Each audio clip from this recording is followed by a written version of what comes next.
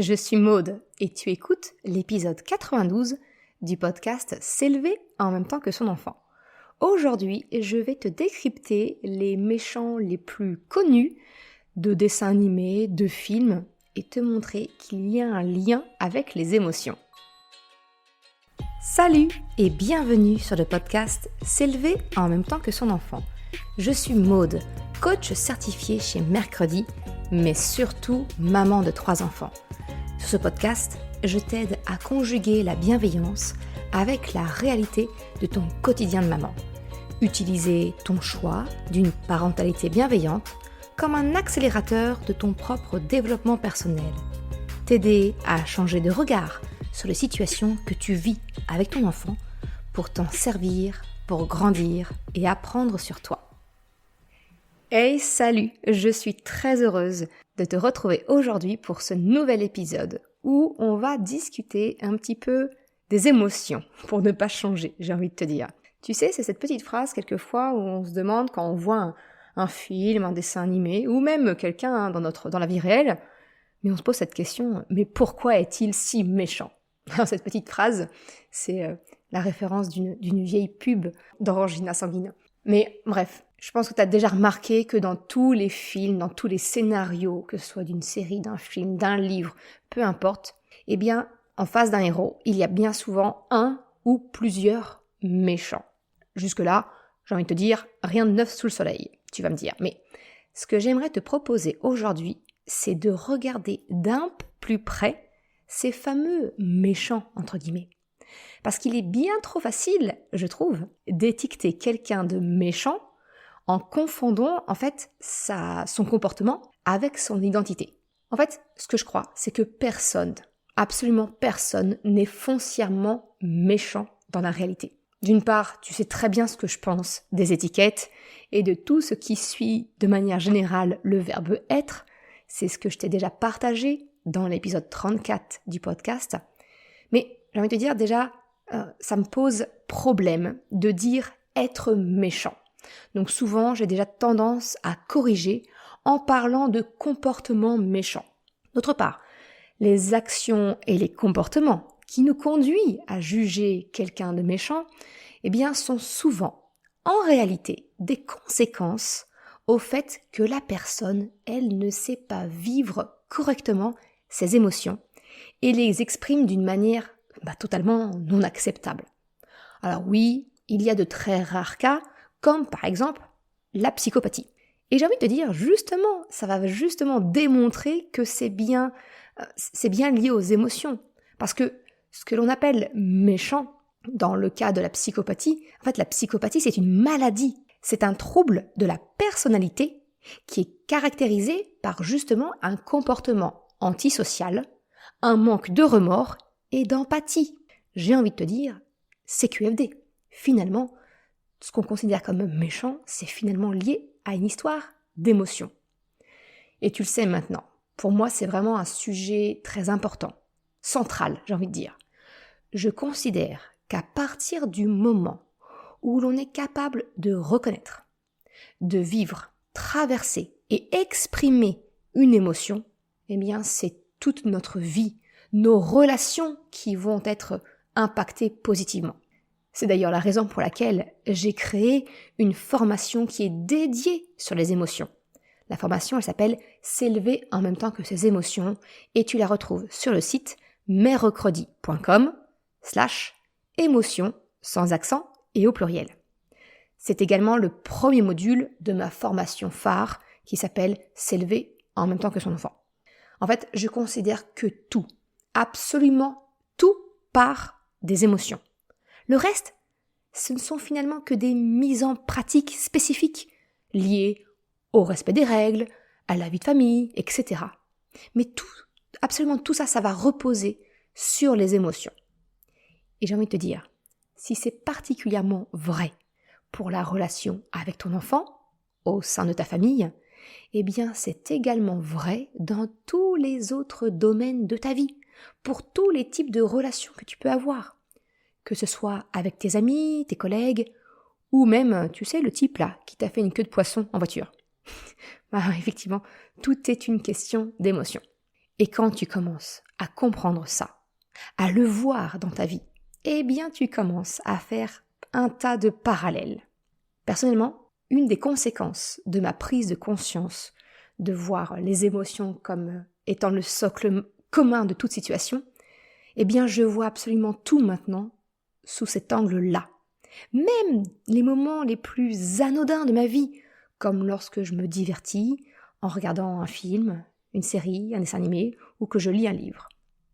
Et à partir de là, eh bien, je ne vois plus aucun méchant dans les histoires, mais seulement des personnes qui souffrent de leurs émotions parce qu'elles ne savent pas les vivre, les exprimer correctement. Et c'est ça que je voudrais te partager aujourd'hui. Alors, il y a quelques semaines de ça, sur Instagram, je t'ai demandé de me citer quelques méchants de films, de séries, de livres, de dessins animés, pour que je te les décortique. Alors, j'ai fait une petite sélection parmi ceux qui revenaient le plus, et c'est ce que je te propose aujourd'hui. Je voudrais vraiment insister sur le fait que les méchants ne sont pas des méchants. Et je vais te l'expliquer, je vais te le démontrer. Alors attention, peut-être que je risque de te spoiler dans certains de mes exemples. Donc, si je nomme un personnage et un film, ou une série, un livre, ou peu importe que tu n'as pas vu, s'il te plaît, fais une avance rapide jusqu'au prochain chapitre, pour vraiment éviter que je te spoile inutilement. Maintenant que cette petite précision est faite, on rentre dans le vif du sujet. Je te prends personnage après personnage et je t'explique en quoi les émotions les ont conduits à être le méchant du film, du dessin animé, du livre. On va commencer par un très très grand classique. TK dans le dessin animé de Disney, Vaiana. Alors j'ai envie de te dire, il n'y a pas de meilleur exemple, à ma connaissance, pour démontrer qu'une personne peut changer et adapter son comportement en fonction de comment elle se sent suite à ce qu'on lui a fait. À la base, elle s'appelle Tefiti.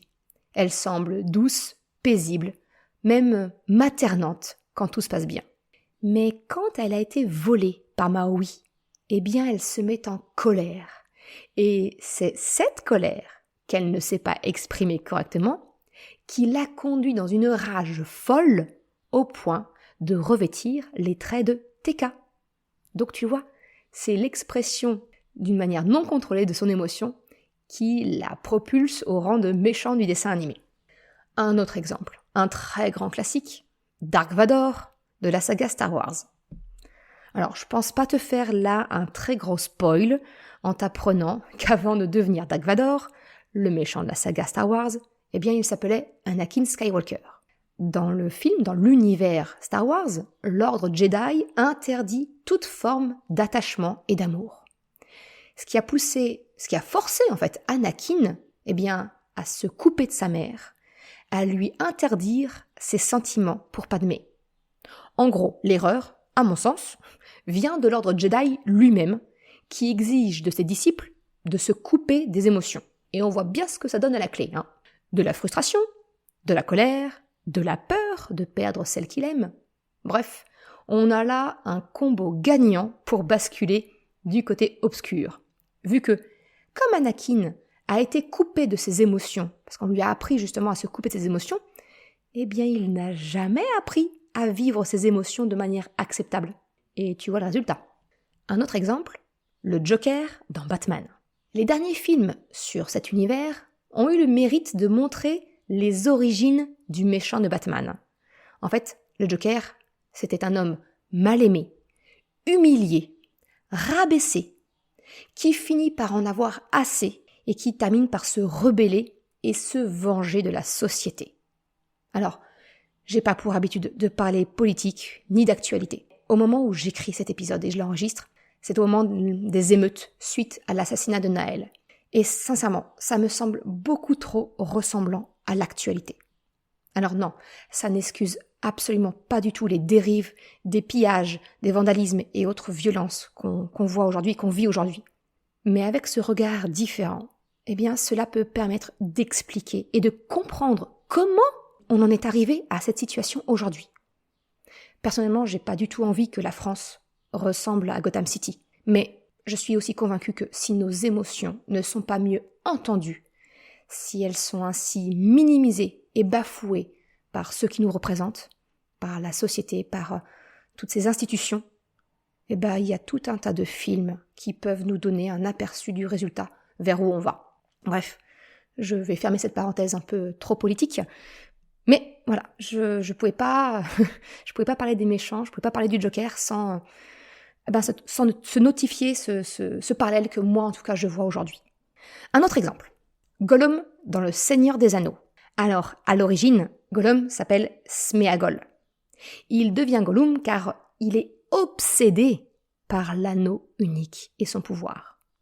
Il vit en permanence un mélange d'émotions telles que l'obsession, la peur, la solitude, l'envie, et tout ça, ça l'a conduit à cette créature malveillante qu'il est devenu. On continue dans les exemples, je vais te prendre Magneto de la saga des X-Men.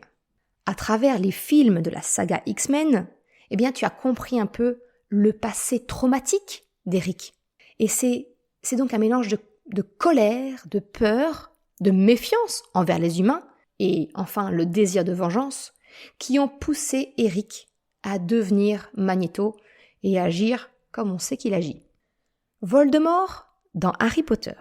Alors, Voldemort, à l'origine, il s'appelle Tom Jedusor. Et Tom Jedusor est un sang mêlé. Et en fait, il cherche à se venger de son père, qui était humain, qui était moldu, et qui a en réalité abandonné sa mère lorsqu'il a découvert qu'elle était une sorcière. Tom Jedusor se revendique alors comme l'héritier de Serpentard, et il cherche à devenir le plus puissant des sorciers pour prendre sa revanche. Tu le comprends, là aussi, il y a une histoire de colère, mal digérée, qui le pousse à devenir et à agir surtout comme Voldemort. Dans les dessins animés, si on revient un petit peu dans les dessins animés, il y a Scar, du Roi Lion, qui est très connu. Scar, en fait, qu'est-ce qu'il a ? Il est jaloux de son frère aîné, le roi Mufasa. Il a été envieux toute sa vie de ne pas pouvoir être roi, étant né le second. Sa jalousie, elle est renforcée par la différence physique qu'il a avec son frère. Et quand il comprend qu'il ne pourra encore moins être roi parce que il y a une descendance du côté de Mufasa, là, il arrive à un stade où il décide de passer à l'action et donc, de mal agir, comme on le connaît. Un dernier exemple pour la route, Loki, de la série, des films et des séries Marvel. Alors si Loki, il est généralement présenté comme le dieu de la ruse et de la manipulation, en fait, la source de son comportement est à regarder dans sa relation familiale. En fait, il a grandi dans l'ombre de Thor. Et Loki a cherché désespérément la reconnaissance et l'amour de son père. En vain. Sa ruse et sa méchanceté sont en réalité, le résultat d'une grande détresse émotionnelle. Alors, je pourrais te parler encore de 1000 autres exemples. Très brièvement, le Grinch, qui est jaloux du bonheur des autres choux, d'Ursula, dans La Petite Sirène, qui veut se venger du roi Triton qui l'a banni, de Maléfique, la sorcière de La Belle au bois dormant, qui a été trahie, blessée, humiliée, mutilée par le père d'Aurore, de Hans, dans La Reine des Neiges, qui est le dernier frère d'une lignée de 13 garçons et qui n'a donc aucune chance d'accéder au trône, si ce n'est par un mariage. Et il a grandi dans l'humiliation d'être le petit dernier qui n'a pas d'avenir possible. Bref, les exemples, ils sont sans fin dès lors qu'on ouvre les yeux sur une autre réalité, que les méchants, entre guillemets, ne sont pas méchants, mais qu'en réalité, ils souffrent tous, absolument tous, de ne pas savoir vivre leurs émotions. Alors de la même façon, tu verras que les méchants dans les séries sont, au bout de quelques épisodes ou quelques saisons, ils vont être finalement présentés sous un autre jour qui va expliquer leur comportement premier. D'ailleurs, pour certaines séries, le héros de la série en elle-même, c'est justement le méchant, dans le sens où son comportement n'est pas acceptable. Mais, il n'est pas acceptable, mais il est expliqué par certaines causes.